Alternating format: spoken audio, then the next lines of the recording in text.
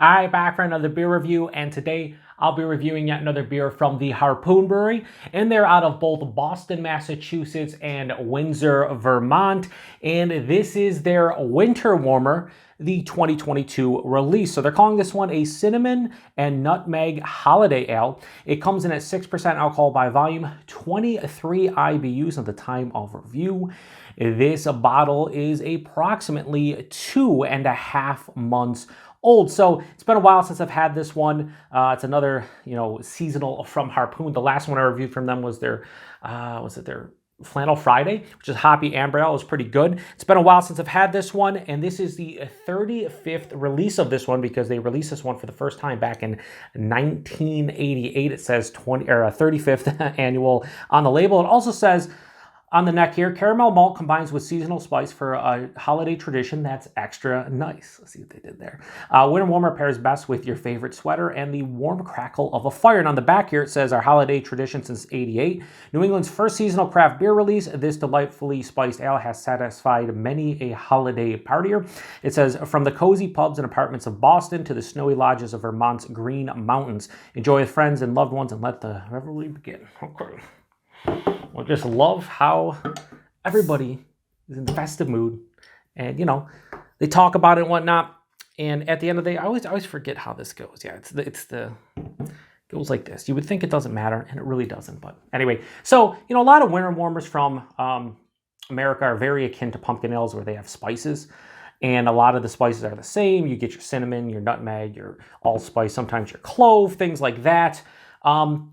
But they just don't have actual pumpkin in them. So nowadays, a lot of pumpkin ales don't even have pumpkin in them. So I always enjoy them because I like pumpkin ales. Anyway, yeah, that has this beautiful, I'd say bronze-esque kind of color to it. Copper tones, a little deeper, like mahogany color. Pretty filtered, can see through it. Not a lot of carbonation, but this doesn't have the etching in the bottom. Had about, I'd say, a half finger of this lightly tan head. Almost toffee-colored head. Yeah, there you go, like a toffee-colored head. Yeah, it looks nice. Looks like something that would be a holiday ale, winter warmer, so on and so forth. Yeah, and it smells like it too. It smells kind of like a pumpkin beer. This nutmeg, 100% there. There's cinnamon. Then underneath that, there's a lot of malt-driven characteristics. There's caramel. There's toffee. A little bit of molasses. Maybe a touch of brown sugar. There's a little bit of a fruitiness in here too. Almost like a dried fruit, almost like a dried apricot or something.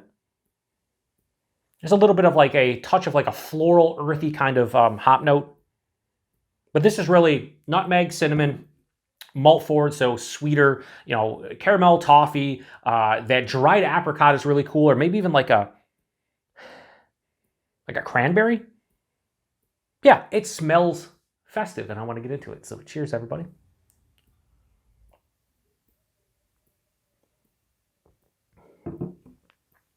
Yeah, this is very akin to many pumpkin ales that I've had over the years, where they call it a pumpkin ale, but it doesn't have pumpkin in it, and then they just throw maybe 2 or 3 spices in there.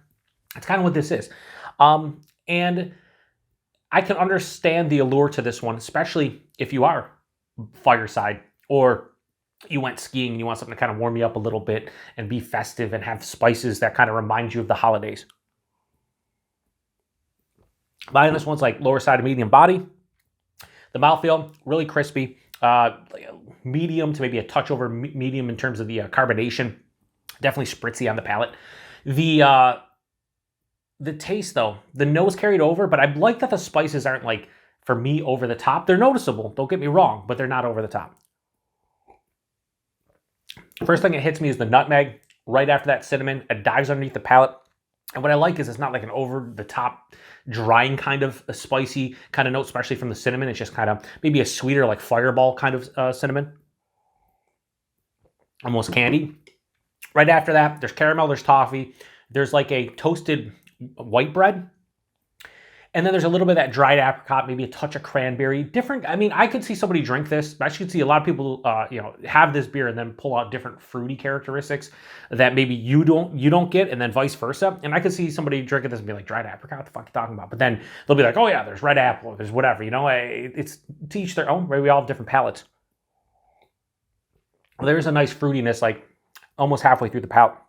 Continues on, I get a little bit of like vanilla. I almost get a little eggnog vibe to this one. Not substantial or anything, but did I spill some of my, maybe try from my glass. Not eggnog specifically, but kind of, you get the nutmeg and cinnamon sometimes. I'll put my own spices with a glass of eggnog. And that's kind of what this is reminding me of. It finishes with a slightly floral, earthy hop character. This is semi-dry, maybe a touch over. Very mildly bitter. It doesn't have a big bittering component to it. It's fine. It's a nice winter warmer. And I think the best part about this beer is its availability and the price point, which we'll talk about after we give it a rating. So Harpoon Winter Warmer, their Cinnamon and Nutmeg Holiday Ale, the 2022 release. I have no problems giving this beer right here. We'll go for a low 3.75 out of 5. We'll go 3.7 out of 5. I think that's fair for this beer. Again, it reminds me of so many... I'm not going to sit here and bullshit and be like, this is like an amazing winter warmer slash, whatever, holiday ale, however you want to classify this. Technically, I guess this would be winter warmer, American winter warmer. But for the price point, which again, this was $9.99 6-pack. I got this as a single, and I think I paid like $1.79. But you're in the Sam Adams realm, you're in the Saranac realm in terms of price point and availability, because wherever you see Harpoon, you should see this. I don't know what their distro is, but they get pretty good distro, I'd imagine, throughout the Northeast, maybe Mid-Atlantic, maybe down the East Coast to some degree. So if you get Harpoon stuff, you should have already seen this one. It should be on your shelves right now. I didn't talk about the ABV. 6%, slight warming in general. And that's what I've noticed about like a lot of older school beers that are 6.5%, 7%. They're back, 35 years ago, that was bigger ABV, especially here in the US. So when you drink something like this, you're like, oh man, that's a little bit bigger, and you can tell, and I can. But drinking so many crazy beers nowadays that are 10+%, this isn't. It's not like, oh man, I got big warming chest on the palate. It's slightly noticeable. Yeah. So if you've had this one before, or any of the prior vintages, I think this recipe is pretty similar. Getting like a slight maraschino cherry aftertaste now after that last sip, but whatever.